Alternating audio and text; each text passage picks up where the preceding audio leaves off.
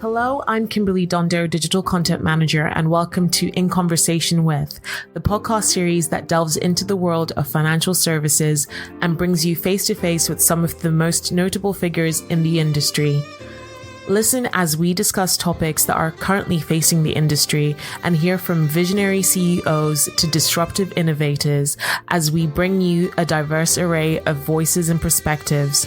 We'll explore the challenges they faced, the lessons they've learned, and the insights they have to share about the ever-evolving landscape of financial services. Hello and welcome to In Conversation With. I'm Kimberley Dondo, and in today's episode, I'm joined by Rory Albon, who is the founder of Albon Financial Planning. Thanks for joining us again, Rory. This is your second time on this podcast, but before, you were not a firm owner, so this is great to have you back. Yeah, thanks for having me, Kim. It's a lot has changed. I think we caught up a couple of years ago, just as I'd become employed. And so, a lot to catch up on moving from the employed world to self-employed and starting my own firm. So we're going to talk a little bit more about that journey. So can you tell us a bit more about what it was like transitioning into starting your own firm? Yeah, so for those that perhaps haven't listened to the previous podcast, I was at Amazon for like a decade, and then during COVID made the switch to become a financial planner for a local firm, Lyndhurst Financial Management. Mm-hmm. I started that in August 2021, joining as a part qualified paraplanner. I had 2 or 3 of the ROs under my belt at that stage. And then, I kept doing my exams, and in January 2022, became a financial planner and got qualified, all of my exams and things like that. And as you say, as of earlier this month, I'm week 3 into being the owner of Albon Financial Planning and taking it on my own. And so it's been a really interesting journey, that kind of transition between employed to self-employed. But for me, I think it was always one of my plans was to switch to becoming self-employed and having the benefits that come along with that around the flexibility and bits like that. And that was always good for me. Personally, I've got 2 kids. That means that I can be around when they're home from school and things like that, a bit more flexibility that comes along with it. And also just the way I'd like to work with my clients that I'm sure we'll go into in a little bit more detail. Is it perhaps a little bit different to the more traditional established firms like Lyndhurst is, a great firm that they are. But I just wanted to do things slightly differently than perhaps the norm. Yeah. And I always hear with people who do start their own firms is that it's not that they didn't like where they were previously. It's just that they would like to work a little bit differently. And in your announcement on LinkedIn, I did stalk your LinkedIn a little bit. I'm glad someone's seeing it. You highlighted several key areas on how you want to help clients. So can you expand on your approach to investment optimization and how you ensure clients' investments align with their life goals? Yeah, I think it all comes down to when I was sort of building this company in my head a few months back. And it was a very conscious decision to call it Albon Financial Planning and not financial advice or wealth management or anything like that. I wanted planning to be at the heart of this business and that to be the key point of this company. I want clients to know what their objectives are, first of all. What are they aiming for? And are they on the right track for that? And that might mean telling a client, hey, your workplace pension is absolutely fine. We don't need to touch that. Or your current protection that you've got, your life insurance, your income protection, is actually really good value for money. We can just leave that and park that over there. I didn't want it to be led by, here's the solutions that I could sell you. Sell you. I want it to be led by, are you on the right track for the plan, for the objective that you want to achieve? And if not, how do we optimize you to getting that way? And that might mean down to, just small little tweaks here and there. It doesn't need a whole, complete overhaul in a lot of cases. It's just little minor optimizations. And the way I try to do that, investment optimization is certainly one of them. And for me, it's a much more data-led approach. And that's probably the Amazon coming out of me, and that everything has to be sort of backed up by data and proven with data. So it's not a matter of which investment manager puts on the best lunch or has the best branding or anything like that. It's very much led to, over the decades that we've got investment market data for now, how can we make sure the client is both going to meet their objective, but also getting that balance of risk and reward and things like that, and just making sure that's all based there. And then it's along the way that they can afford and they're comfortable with. I don't want my clients staying up at night about volatility and drops in the market, but I also want to make sure that they're taking an adequate amount of risk, and understand that that's part of the course of investing, is that there's going to be good days and there's bad days, but there's hopefully a lot more good days than bad. And so over a longer period, we'll do really well together. So yeah, to kind of summarize that, it's very much a planning-led and data-led operation with Albon Financial Planning. It's how do we use those two to get a client to where they want to be. Yeah. I like the approach of having a plan. I think I'd feel more comfortable with that because it feels more long-term, as opposed to you're just coming in to look at what I have and then probably sell me some products. But I guess it's about building that relationship. Yes. And also, obviously, retirement planning is a major concern for a lot of people.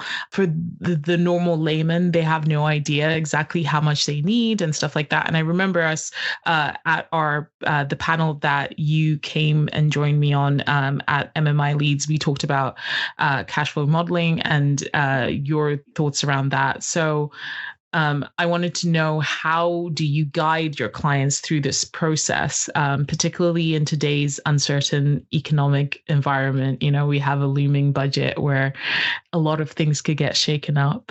What is your process? Yeah, I think a retirement plan should be on everyone's radar. I think it's ultimately everyone will retire in one way or one form or another at some point in their life. And whilst we all might have slightly different plans about whether you want to go traveling or start your own business or take time off for children or grandchildren later in life, ultimately retirement is always going to be there.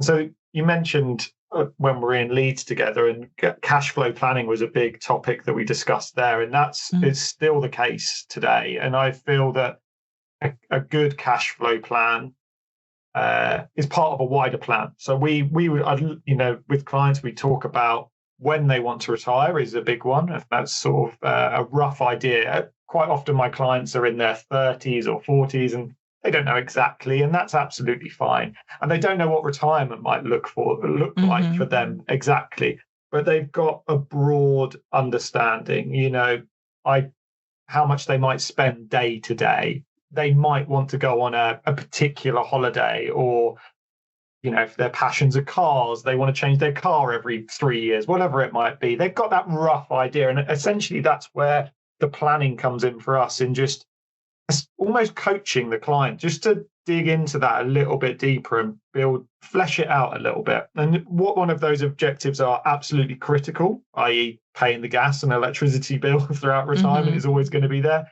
And what ones would be lovely to have, the round the world travels, the new car, whatever it might be. And then for those clients, it can be difficult. You mentioned the budget that's coming up, and just there's always going to be some sort of uncertainty, whether the rules might change, whether something might happen. And that's where the ongoing relationship that we hopefully strike up with all of our clients is the most critical bit. We'll play by the rules as they are today and to the best of our knowledge, and the tax rules today, but they're not going to remain static forever. They will adapt. And we might work with some of our clients for 30, 40, 50 years potentially, as they sort of go through their working life and into retirement. And you can be sure that they're not going to stay the same. And that's where each year it's that looking back at the plan. Does the plan need to change? Has something happened? And has anything external to that plan meant that we need to tweak something? And that might be small little tweaks like the investment wrappers that we're using are, is one investment wrapper more valuable now than another, or are certain investments more valuable than another? Those will change over time, and we'll keep adapting along with those over time.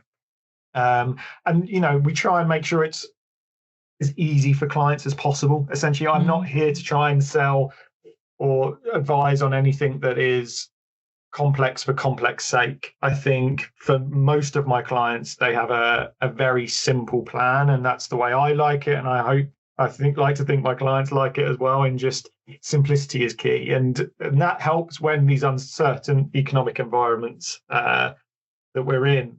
It just helps make that as seamless as possible for a lot of our clients. Essentially, they know where they are. They know that their impact is going to be mitigated just because we've got a very simple setup in most cases where we can.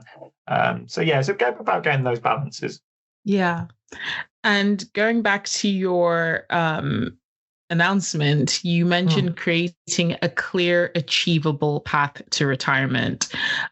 So can you provide any examples of how you tailor retirement plans to individual clients' dreams and aspirations? If that person might be like, you know what, when I reach retirement, I just want to keep going on cruises until I kick the bucket. Lovely as that will be. And that's it. And essentially, no two people's retirements are the same. Husband and wives sometimes have very different retirement plans, which is always interesting to try and get one's going off traveling. I've read some stories recently. And it's so interesting. I think I saw one. I'm stuck on Reddit at the moment, and I love looking at like the UK financial advice, where it's not for financial advisors, but it's just people talking about like financial situations they find themselves in. And I think one man had said that he wanted to travel, and his wife was like, no, we have grandkids now. I want to stay here and be with the grandkids. And now they're at a point where it seems like they might separate because of that.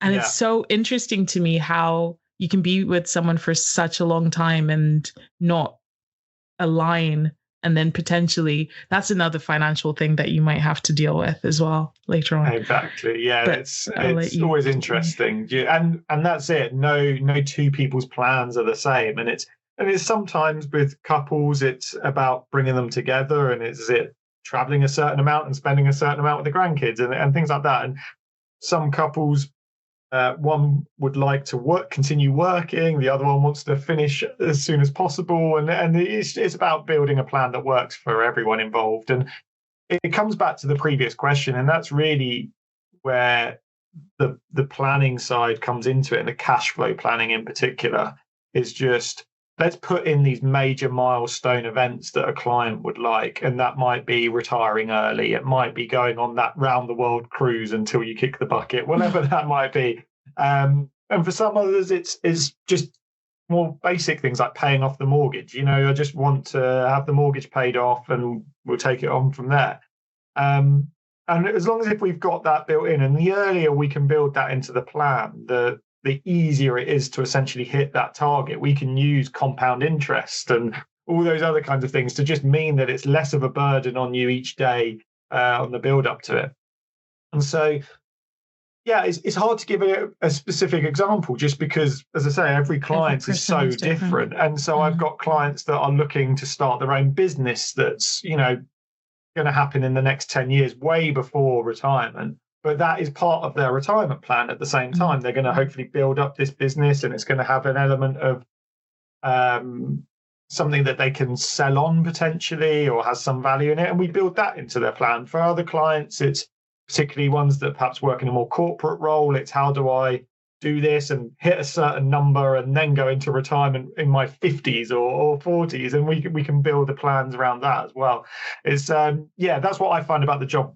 Probably the most interesting thing about the job is that each client is so individual. Even if on paper they may work in the same profession, be a similar age, similar backgrounds and circumstances, actually when you get into the nitty gritty of what they want in life, they're always so different and so varied. So that's one of the perks of the job, I guess, is hearing those plans. Yeah. And I wonder, when clients do approach you, like for that first meeting, do they have an idea of what they want, or do you have to kind of like prize it out of them? Um, I'd say they'll have a rough idea. I think a lot of clients that when they come to see me, particularly the clients that are in their perhaps 30s or early 40s, they've not really given it much thought at all. They might quite often they'll say, I'd like to retire when I want to retire. And that might be 60, that might be 70, that might be 80 for some. They might really want to carry on working, or they sort of say, I'm just really enjoying this at the moment. I'd like to keep that going. So they have those kind of broad level ideas, but they haven't given it much thought around day to day. What am I going to be doing in retirement? What's going to fill my time in these, hopefully many, many years that I've got without working, or where I've got the option to work or not work and things like that. And they haven't. But as my clients perhaps get older, the late 40s, 50s, 60s, I find that they've found a lot more, they've given it much more thought. And, it's probably more front of mind for a lot of these clients. And that's great, because we can get really detailed with the plan and how that's working. But for the younger clients, it's great to just have a starting point. And again, where the ongoing advice relationship works really well is that kind of, as they think about it, as the years go on and they refine it themselves, we can build that into the plan and tweak it. We start off with a really broad goal, and as they get older, it narrows and narrows and narrows until we've got this sort of dream plan that they're working for. The plans are never set in stone, and they change all the time, and that's absolutely fine. We adapt that plan to work with whatever the latest dream or aspiration is for retirement. That's absolutely fine. Yeah, that sounds great. And obviously, balancing saving and investing can be a challenge. I know from personal experience. So how do you help clients strike the right balance, especially for younger individuals who may have competing financial priorities, whether that's, starting a family, buying a home? Yeah. Any of those things, Yeah, it's probably the most common question I get now. I think I've had it probably at least a couple of times a week for the last few months around that, like you say, exactly the balance of the security of holding it either in cash or overpaying the mortgage, versus potentially locking it away into a pension until they're in their 50s. Or just investing into a stocks and shares ISA and taking that risk of it potentially being less than they'd put in. And there's no right answer, I guess. There's a few fundamentals that will make sure every client has hit. Things like they've got high interest, no credit card debt, essentially. I'd like all of my clients to have no credit card debt where possible, and that they've got at least 3 months of an emergency fund available to them, just in case. The industries I traditionally work in with tech are prone to redundancies. It happens, and no one really understands or has any heads up of these happening. So just making sure they're prepared. You just get an email the day. Exactly, yeah. So just making sure the plan isn't going to be thrown out with that should one of those events happening. And then we just make sure that there are other unforeseen life events, be it sickness or death or injury or all these, we're protected against those sorts of things. And then only then do we get into the conversation of, is investing right? And is it the right time and the right place for that? And it can be difficult. Again, it's one of those things that perhaps in couples, you've got one that's very conservative and one that's a bit more adventurous. And it's about striking the balance of the two. And what I've found with most of my clients is it doesn't have to be either or. It can be both. And the ratios can change. The percentage of that gets allocated towards saving versus investing will vary per client. And it depends on their attitude to investment risk and how they view the long-term sort of opportunity of it that comes along with investing. But what I like to do is just essentially build out a bit of a plan for both scenarios. If we were to funnel all of this surplus savings that you've got at the moment, or surplus cash that you've got at the moment, into the mortgage, you could pay off the mortgage in 10 years less time, or whatever that might be. And maybe that fits really nicely with your objective that you would like to hit. For others, it's, hey, if we were to put that into your pension, then we could bring your pension, your retirement age from late 60s down to early 60s, for example. And that's a closer alignment to your objective. And so for each client, it's about taking us back to the objective that they've initially got and how we can tie that decision of saving versus investment back to that objective for which is right for them once they've passed those initial foundation levels of, like I mentioned, interest and emergency fund and protection. Then it's really just go back to the objective. That's the main bit, and what helps you get to that objective as efficiently as possible. Yeah. I also, this is a question I wanted to throw out there when you were mentioning couples.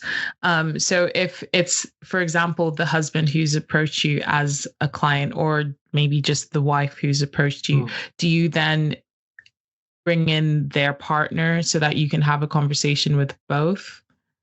I try to where possible, because 9 times out of 10, the finances are intermingled anyway. There are some couples that I meet, and it's perhaps becoming a little bit more common now, where the finances are kept separate, even between a husband and wife or a couple. They might pay in a small proportion of their salaries to a joint account for the joint expenditure, but everything else they keep is separate. And in which case, I'm more than happy to work with just one side of the couple. That also works. But from what I've found is, as couples perhaps get older and children come into the frame and things like that, the finances will become more and more intermingled. So even if I start with just one of the family to begin with, as their lives get more intertangled with children and grandchildren potentially and all these kinds of things, then the finances start to get more and more merged together as well. And at that point, they want advice on the whole package rather than just a siloed section of their output. And it makes the planning easier as well. If you've got things like even basics like 2 state pensions coming in, that's great. We can work with that. And how does that work? And also the risks. I like to try and make it clear to the clients about the risk of the other one. So if I'm seeing a husband or wife and I'm not seeing the other side, I'd like to still make sure that what happens if that other person was to become too sick or injured to work, for example? Are they going to become a burden on you and you're going to have to financially support them? Or have they got their own protections in place to make sure that that arrangement of you keeping your finances separate will still remain in those kinds of hopefully unlikely and unlikely events to happen? But we want to make sure that part of my job is to worst case scenario plan all of these things, and I just want to make sure that they're covered. So don't mind working with couples separately if their finances are separate, but I find that I can build the best plan when I know all aspects. Essentially, the more I know, the better the plan I can build. Yeah, no, definitely. So tax efficiency is another area you emphasize. So can you share some strategies you use to help clients minimize their tax burden and keep more of their hard-earned money? If it's not too much that you have to share right now, you don't have to go super in depth. No, it's fine. There's nothing sort of untoward or hidden about what I'm doing, really. So you're right, tax can have a huge impact on clients' wealth over time. And it can make a massive impact on their plan. If we have to factor in tax into it. Tax isn't going away. If anything, it's perhaps going the opposite way. But it's something that I build into the plans. And we've got the traditional, ways that I think most people are aware of that are tax efficient, like ISAs, be it stocks and shares or cash, and pensions as well. The kind of 2 main accounts that are most people have as a tax efficient savings place. But I like to try and also think a little bit more outside of the box and try and think about other alternatives. Things like we talked about earlier, overpaying the mortgage. Great way to have a guaranteed return, although you don't really see it, is less interest being paid to the mortgage company. So that can be great for high earners that would otherwise pay a lot of income tax on their interest being saved in the bank. If we could get them on an offset mortgage, for example, where they could then just keep more of that return or pay it towards their mortgage, essentially, is a great way to do it. But more recently, I've also started speaking to some of my clients that have maxed out their ISA and potentially their pension as well, and they want to go a little bit more risky, a little bit more higher chance of return. And we look at things like VCTs and EISs or venture capital trusts for a small proportion of their portfolio,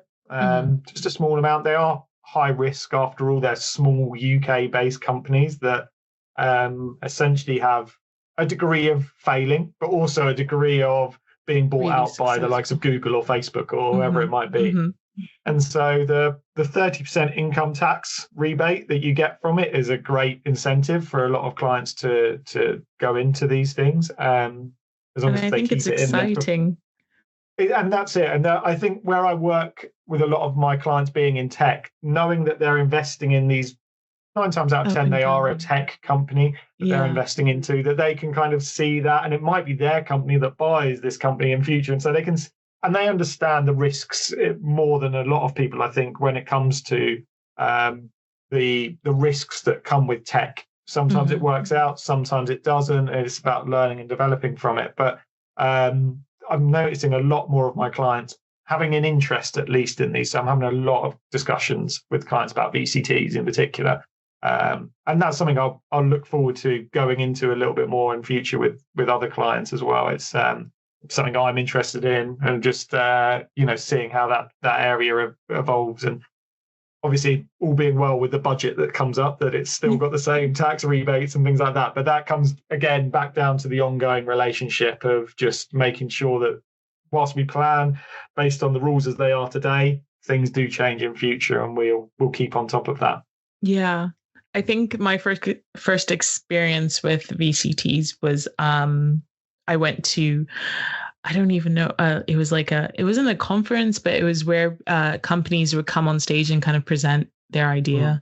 And that's what I meant by exciting. Just hearing all these companies, small companies, and what they were working on, whether they were life sciences based or tech based. It was just something that I was like, oh man, if I had more money, I would love to be involved in this, because it would be so fulfilling to know that I helped this product that I see potential, go out and help. I have a life sciences background, so I felt very connected to those aspects. And so I can see why your clients would be quite interested in the tech ones too.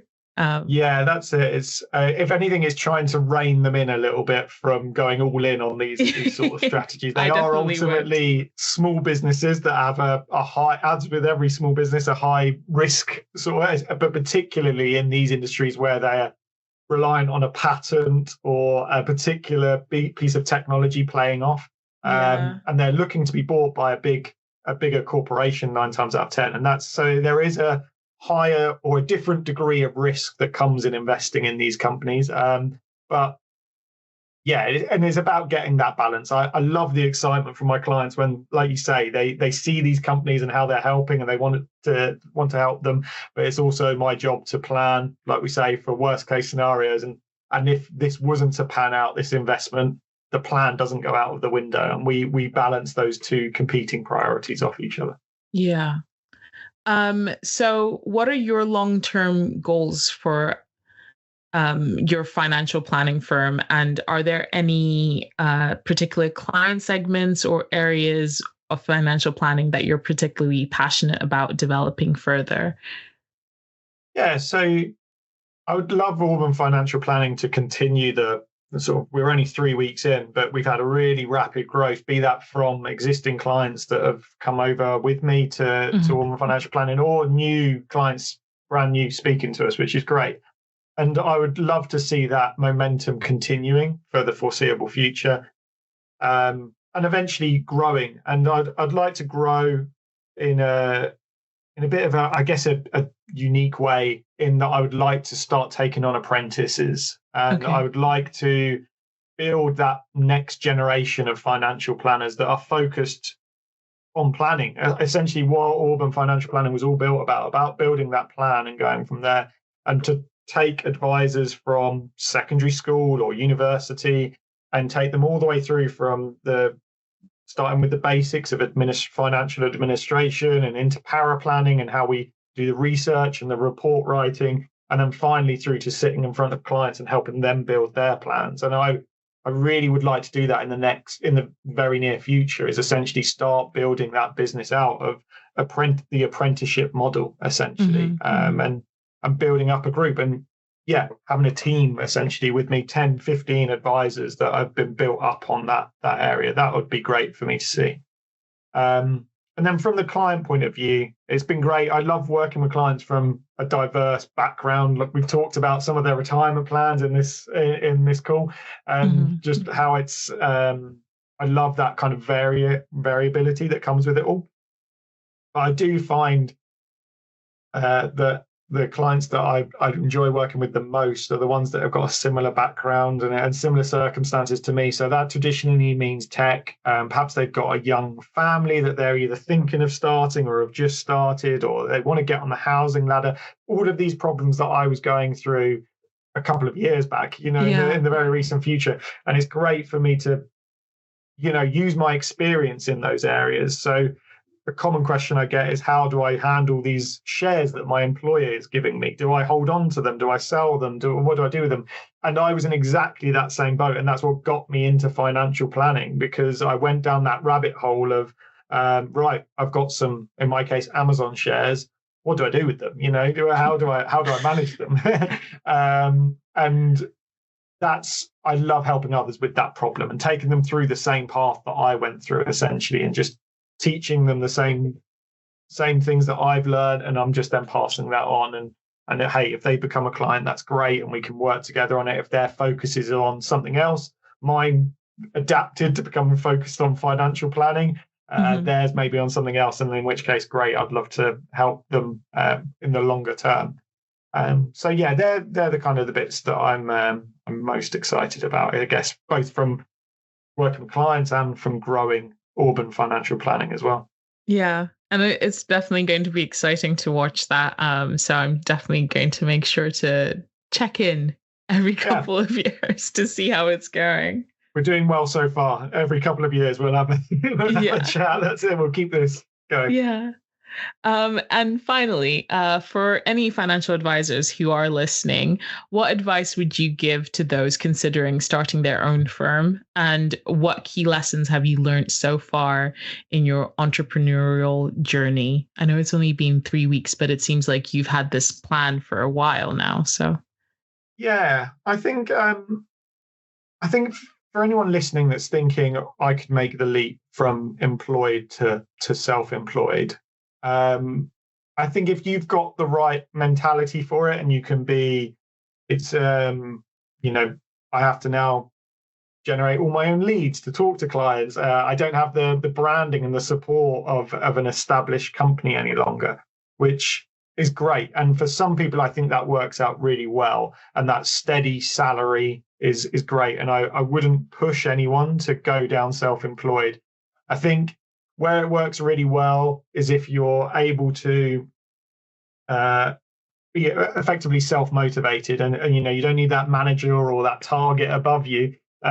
You can work for it, and that comes with perks of being able to work as and when you like, and being able to build build out a manifesto is probably the right word, of like who I want to work with, how I want to work as a company, that I can build that myself, and I'm not dictated to by my employer how that works. And if that's interesting, by all means, I would encourage it. I've gone down the route of being an authorized representative, so I'm aligned with Plan, who are an independent firm, which was important to me to continue to be independent.